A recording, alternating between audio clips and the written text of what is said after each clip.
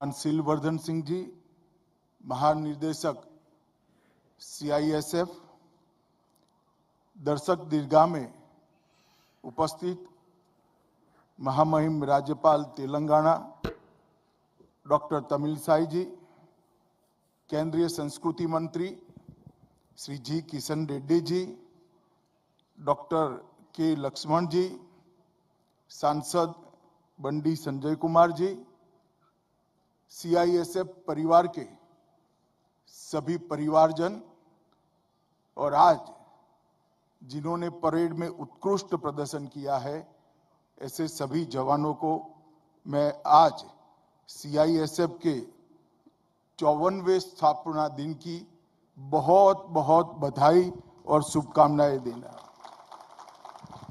मेरे लिए ये बहुत हर्ष का विषय है कि CISF की 54वें स्थापना दिन पर मैं आज आप सबके सामने उपस्थित हूं और ये जो वार्षिक परेड है वो पहली परेड है जो दिल्ली से बाहर भारत के गौरवमयी शहर हैदराबाद में हो रही है।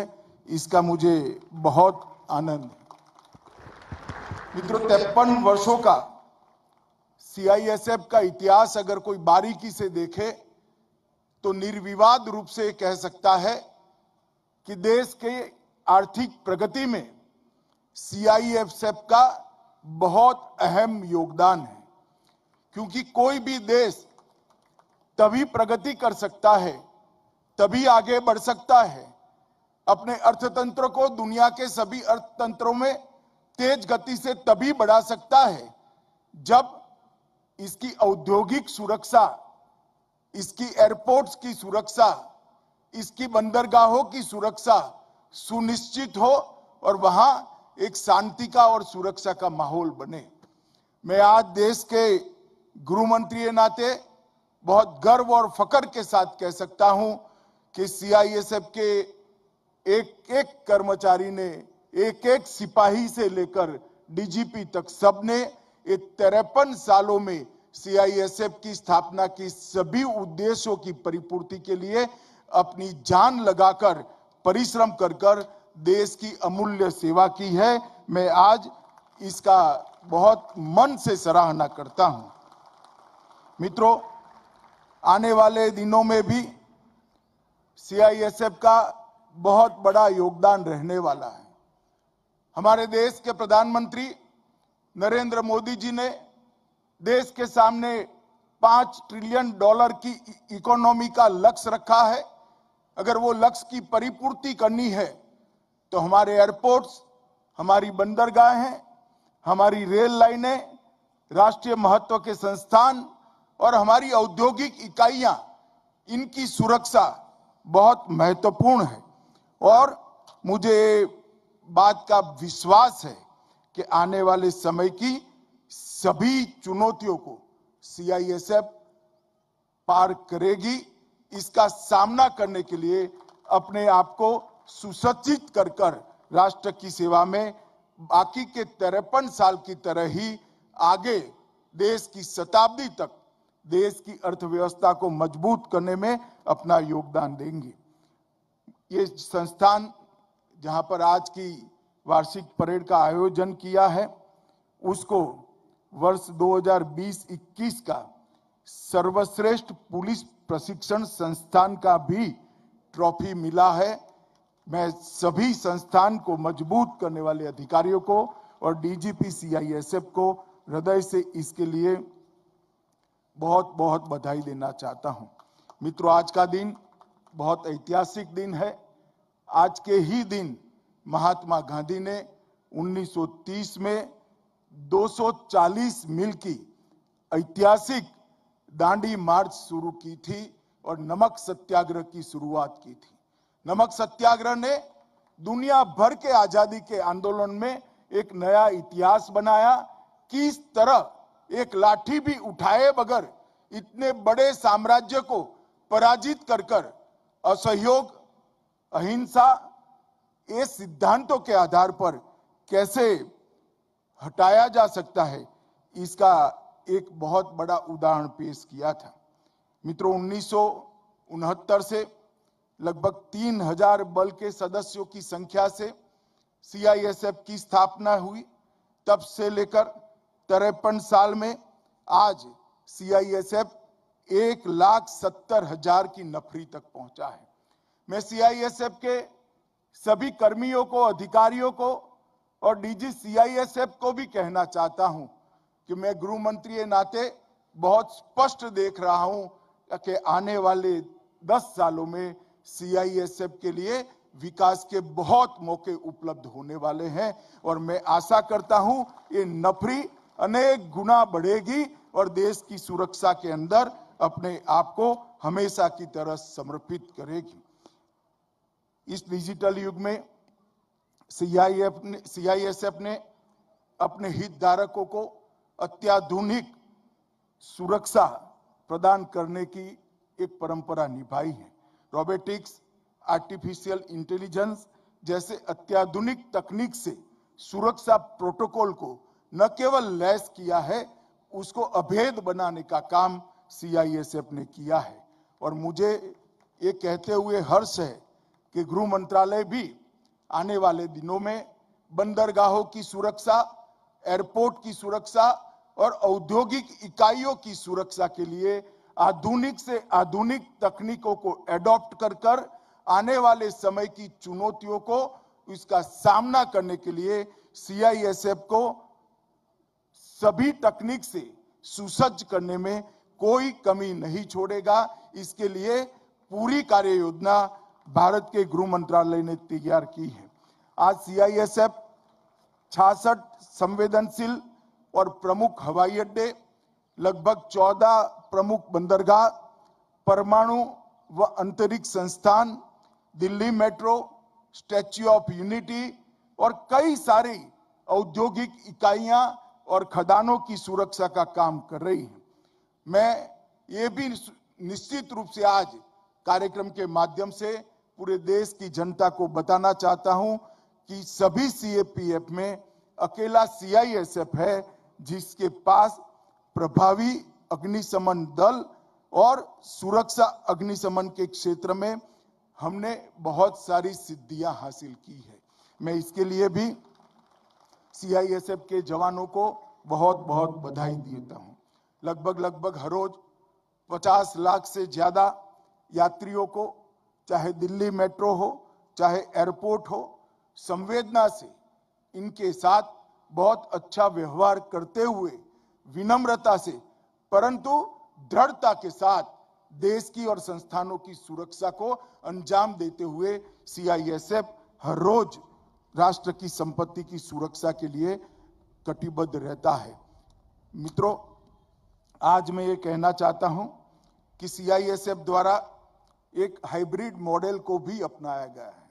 कई लोगों ने, कई अखबारों ने इससे एक टिप्पणी की कि सीआईएसएफ की भूमिका इससे कम होगी क्या। मैं बहुत स्पष्ट करना चाहता हूं, इससे सीआईएसएफ की भूमिका बढ़ने वाली है, क्योंकि इससे निजी कंपनियों में भी जहां पर आज सीआईएसएफ की एंट्री नहीं है, वहां पर कंसल्टेंट के नाते, सलाहकार के नाते और बाद में सीआईएसएफ के बहुत सारे प्रकार से उनमें उनका उपयोग होने का रास्ता खुलता है। और आने वाले 2 दशकों में आधुनिक तकनीक और ड्रोन जैसे नए उपकरणों से जो सुरक्षा का खतरा हुआ है, उससे प्राइवेट निजी औद्योगिक संस्थानों को भी सुरक्षा देने का काम सीआईएसएफ कर पाएगी। मित्रों, सीआईएसएफ की सकारात्मक भागीदारी के कारण ही देश का अर्थतंत्र आज यहां पर पहुंच चुका है। आज मैं इस बात का भी जिक्र करना चाहता हूं, जब ये विश्व सदी की सबसे गंभीर महामारी कोरोना का मुकाबला कर रहा था, तब सीआईएसएफ ने फर्स्ट रिस्पॉन्डर की भूमिका निभाते हुए कई एयरपोर्टों पर, कई रेलवे स्टेशनों पर और जहां जहां एक्स्ट्रा ड्यूटी लगाई, वहां पर बड़ी संवेदनशीलता के साथ, बहुत संवेदनशीलता के साथ अपने मानवीय दृष्टिकोण और संवेदनशील दृष्टिकोण का भी अनुभव कराया है। और ये करते हुए कई सीआईएसएफ के कर्मियों ने अपनी जान की बलिदान भी दी है। आज मैं इस मौके पर सीआईएसएफ की स्थापना से के लेकर अब तक जितने भी सीआईएसएफ कर्मियों ने बलिदान दिया है वो सभी को मन से श्रद्धांजलि देकर कृतज्ञ राष्ट्र की ओर से उनके परिवार को कहना चाहता हूं कि आपके परिजनों ने जो बलिदान दिया है उसी की नींव पर आज राष्ट्र सबसे बड़ी आर्थिक ताकत बनने की दिशा में अग्रसर हो रहा है। वृक्षारोपण के मामले में भी विगत 4 साल में सीआईएसएफ ने 3 करोड़ से ज्यादा वृक्ष लगाकर पर्यावरण के प्रति अपनी सजगता और समर्पण को एक बहुत जागरूक तरीके से इसका निर्वहन किया है। इसके लिए भी मैं सीआईएसएफ के सभी कर्मियों को बहुत बहुत बधाई देता हूं। 1200 से ज्यादा सफाई अभियान चलाए गए और सीआईएसएफ ने पूरी तन्मयता के साथ स्वच्छता अभियान को एक लोकभोग्य अभियान बनाना और स्वच्छता अभियान के संस्कार को पूरी जनता में पहुंचाने का एक प्रयास किया है। और जब देश के अंदर आजादी का 75वां सालगिरह मना रहे थे, पूरा देश हर घर तिरंगा के अभियान को लेकर आगे बढ़ रहा था, उस वक्त सीआईएसएफ ने भी 5 लाख से ज्यादा तिरंगा अनेक घरों पर, अनेक संस्थानों पर और बल के हर एक इंस्टीट्यूशन पर लगाकर हर घर तिरंगा को भी सफल करने में बहुत बड़ा योगदान दिया है।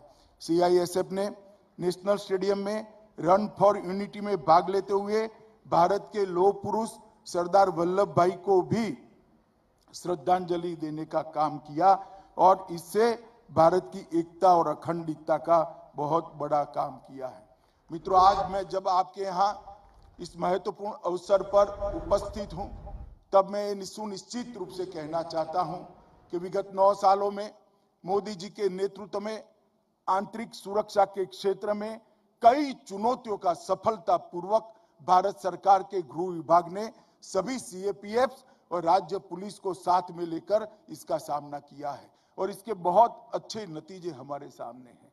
तीनों सेक्टर जो हमारे लिए बहुत चिंता का विषय है, कश्मीर, नॉर्थ ईस्ट और वामपंथी उग्रवादी प्रभावित क्षेत्र, ये तीनों सेक्टरों में आज हम ये देख रहे हैं कि हिंसा बहुत बड़ी मात्रा में कम होती जा रही है, लोगों का विश्वास बढ़ रहा है और आतंकवाद और अलगाववाद फैलाने वालों की संख्या न केवल कम हो रही है, वो लोग सरेंडर होकर मेन स्ट्रीम में आ भी रहे हैं। परंतु जिनके हाथ में हथियार है उनके सामने कठोरता से काम करने में देश की सीएपीएफ ने बहुत बड़ा योगदान लिया है और अपनी दृढ़ता और वीरता का परिचय भी दिया है। मैं आज पूरे राष्ट्र को यह भी कहना चाहता हूं कि आने वाले समय में भी हमारी सरकार की, मोदी सरकार की जीरो टॉलरेंस टुवर्ड्स टेररिज्म ये नीति चालू रहेगी।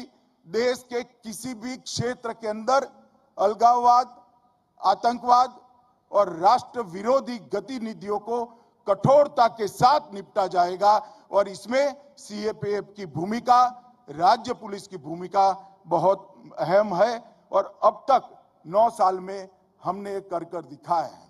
मित्रों, आज सीआईएसएफ के सभी जवानों को मैं कहना चाहता हूं कि हमारा भारत एक उभरती हुई अर्थव्यवस्था, तेजी के साथ बढ़ती हुई, सबसे तेज गति से बढ़ती हुई अर्थव्यवस्था बन चुका है। हमने देश की औद्योगिक शांति को, देश के औद्योगिक संस्थानों को, देश की खदानों को, सारी बंदरगाहों को, सारे एयरपोर्ट्स को सुरक्षित रखने का जिम्मेदारी हमारा है और आने वाले दिनों में संरक्षण और सुरक्षा इसको गति भी देनी होगी और आपकी ऊर्जा से इसको आगे भी बढ़ाना होगा। नरेंद्र मोदी सरकार ने आयुष्मान सीएपीएफ के माध्यम से लगभग 35 लाख से अधिक आयुष्मान सीएपीएफ कार्ड्स वितरित किए हैं और देश भर में स्थित लगभग 24,000 अस्पतालों में इसकी कैशलेस चिकित्सा की व्यवस्था प्रदान की है। इसमें न केवल सुरक्षा कर्मियों को, सीएपीएफ के जवानों को, अधिकारियों को, उनके परिजनों को भी बहुत अच्छा सुविधा प्राप्त होने वाला है। आवास योजना के लिए भी हमने हाउसिंग सेटिस्फेक्शन रेशियो को बढ़ाने का लक्ष्य रखा है। 2015 में 3100 करोड़ रुपए की लागत से 13,000 घरों को और 113 बैरकों को बनाने का काम किया। इसमें 2012 तक 11,000 मकान बन चुके हैं और 2026 तक 11,000 मकानों के अलावे और 28,500 मकान बनाकर हम जवानों के परिवारों के रहने की व्यवस्था को सुनिश्चित करना चाहते हैं और सेटिस्फेक्शन रेशियो को बहुत बढ़ाना चाहते हैं। सितंबर 22 को सीएपीएफ ई आवास वेब पोर्टल लॉन्च किया गया। इसके आधार पर 6 माह के अंदर ही 2,17,000 कार्मिकों का पंजीकरण हो चुका है और सेटिस्फेक्शन रेशियो में एक साथ बहुत बड़ा उछाल आया है। जो आवास खाली पड़े रहते थे, उस आवासों में किसी भी बल का जवान रह सकता है। ये कंसेप्ट ने हमारे आवासों की, निर्मित आवासों की उपयोगिता में बहुत बड़ी मात्रा में उनको देने में हमने सफलता प्राप्त की है। मैं आज सीएपीएफ के देश भर के जवानों को आश्वस्त करना चाहता हूं कि नवंबर 2024 तक आवास संतुष्टि का अनुपात, हाउसिंग सेटिस्फेक्शन रेशियो 73% पर हो जाएगा, जो आजादी से अब तक सबसे ज्यादा होगा। प्रधानमंत्री छात्रवृत्ति योजना, केंद्रीय अनुग्रह राशि, विकलांगता अनुग्रह राशि और हवाई कुरियर सेवाओं के माध्यम से भी हमने कई सारे सीएपीएफ के जवानों की सेवा करने का निर्धारण किया है। मित्रों, केंद्रीय पुलिस कल्याण भंडार के भी कई सारे नियमों में हमने बदलाव किया है। वहां स्वदेशी वस्तुओं की बिक्री का भी बहुत बल देकर हमने देश की उद्योग को और अर्थतंत्र को गति देने का प्रयास किया है। मित्रों, आज मैं इतना ही कहना चाहता हूं कि आप देश की औद्योगिक शांति, औद्योगिक सुरक्षा, देश की बंदरगाहें और देश के एयरपोर्ट्स की सुरक्षा करते हैं, तब आप ये मन में सुनिश्चित मानकर चलना कि आप देश की आंतरिक सुरक्षा के सजग प्रहरी हैं। जिस देश के एयरपोर्ट और बंदरगाह सुरक्षित नहीं हो सकते, वो देश कभी सुरक्षित नहीं रह सकता। हमारे सामने कई सारी चुनौतियां हैं, जाली नोट के स्मगलिंग से लेकर नारकोटिक्स की ट्रैफिकिंग के से लेकर व्यक्तियों की घुसपैठ तक की, इस सारी चुनौतियों को पहुंचने के लिए, उनका सामना करने के लिए सीआईएसएफ ने अब तक एक उज्जवल इतिहास का निर्माण किया है और देश को सुरक्षा प्रदान की है। मैं आज बल के सभी कर्मियों को, सभी अधिकारियों को और डीजी सीआरपीएफ को भी ये कहना चाहूंगा कि इसको उत्तरोत्तर हम बढ़ाते चले और देश को आश्वस्त करें कि जब तक सीआईएसएफ का एक जवान एयरपोर्ट पर खड़ा है, सीआईएसएफ का एक जवान बंदरगाह पर खड़ा है, सीआईएसएफ का एक जवान हमारी खदानों पर खड़ा है, तब तक देश की सुरक्षा के लिए किसी को चिंता करने की जरूरत नहीं है। और मैं सच अर्थ में मानता हूं कि देश का गृह मंत्री के नाते मैं भी जब सीआईएसएफ डिप्लॉय हो जाती है, अपने आप को शांति का अनुभव करता हूं, निश्चितता का अनुभव करता हूं।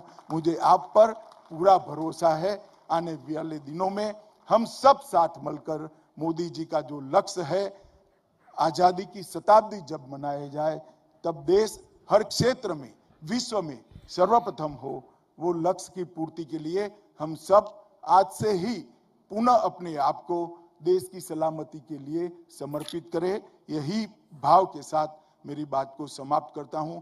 फिर से एक बार 53 साल की उज्जवल इतिहास को सैल्यूट कर कर मैं मेरी बात को समाप्त करता हूं। वंदे मातरम। भारत माता की जय।